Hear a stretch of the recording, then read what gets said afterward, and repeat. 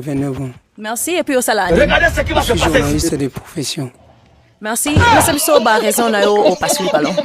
Ben, n'a pas soli ballon pour le moment. D'abord, il y a des choses. Pardon, il y a des choses. Il y a une sécurité puis accoutrement. Oui, c'est un peu ça. Merci. Pour nous aussi. Azabajar nous? Azabajar ngate. Pour Anité. Déjà mibali bazara à peu près na âge na ngai bazaba mibali ba kokana bango ngai été de première vue de ba moni accoutrement la suka okata a renoncer. Donc voilà. Merci. Bon, tozonga na biso. Tokozwa kombo na yo na âge? Kombo na nga Joey LMG na 29 ans. Merci. Et puis au passe le ballon pour Ani. Na pas soli ballon pour déjà mbasi o batala ba novelas batala ba maboke ba basi a distraction. Donc à cause na moment où Tom Sous a na repos a profiter na kosala ba maka mususu na ba projet mususu ye musala na vandi na TV na kitsa divan novelas maboke donc moi ça ne m'intéresse pas. Yo préféra ça kanini kasi na temps libre ne? Bon, le temps libre Tom Sous so uti musalo ye na temps libre na eza temps moko réfléchir qu'est-ce que tu vas faire dans la vie. Comment ça? Comment oui, ça explique-toi? Bon, donc tant on a 8 ans libre dans ça c'est que dans ndaku. Je raisonne par rapport à ma vie. Parce que ma novelas ma mbouke za distraction. C'est un divertissement. Deux fois il faut se détendre. Azaba gunayo? Pour Anité. Bon, déjà réflexion na déjà c'est trop bas. Ça m'intéresse pas. Et par rapport à la taille, c'est pas vraiment Adam choix en réalité en tout cas. Non. Merci. Tozonga awa kasi. Ezo okokiko tikala awa. Okokiko ibisabiso po nini o gardaki ballon na yo? Ouais, na garder ballon na nga po vraiment dans la azana kitoko na kotala boye puis a vraiment na bataille nga linga. C'est un peu ça. Merci.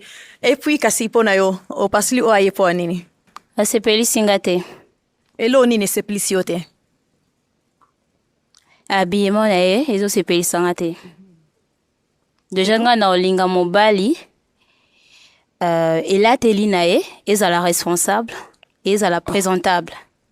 Comme ça déjà je ne saurais pas supporter na koka te.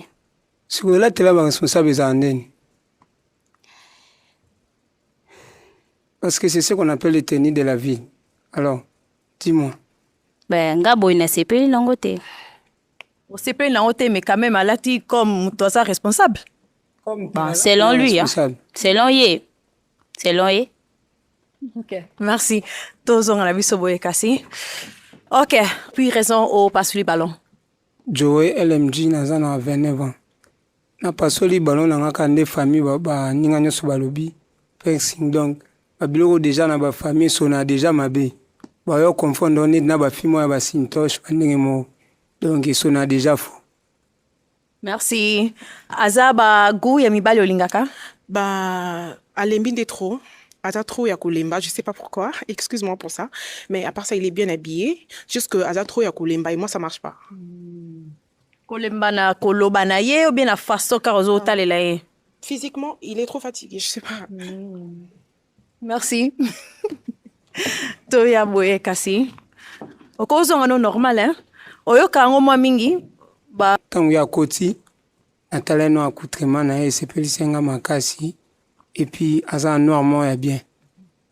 C'est un peu ça. Merci. O toboli ballon ya ndeko mobali po nini? Aza na passable aza bien mais sepeli singate. C'est ça. Nini sepelisi yo te? Façon na kaka. Il n'est pas mauvais mais à côté nga remonter. Okay. Merci. Toya awa kasi boye Deborah. Dona yo.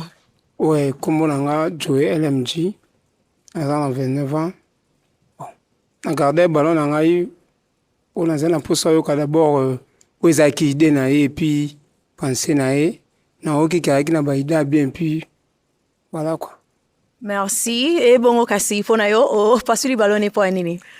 Je dirais ils ont matché Tenazo mais un peu mon colo kolekaye en fait. C'est ce qui est vrai. Nanzela soto tambola no mon colo nae même si ça mon colo mais quand même bongo siko Macron na mwasi ne batambola ndeni. Non, on est en na bango en fait. Nga vraiment on a ba masse na zana on a oui. Je suis désolée mais en tout cas ça va. Merci. Merci. Tozonga boye kasi. On dit maïta a peso réponse wane.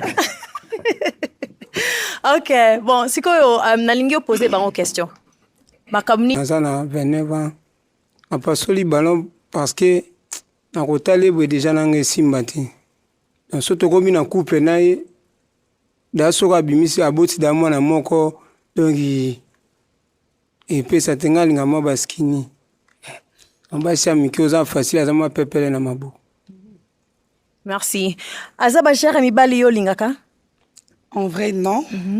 Mais, Azan est bien, normal, sauf que n'a pas sympathie parce que feeling est pesté. Merci. Bon, tozonga awa boy.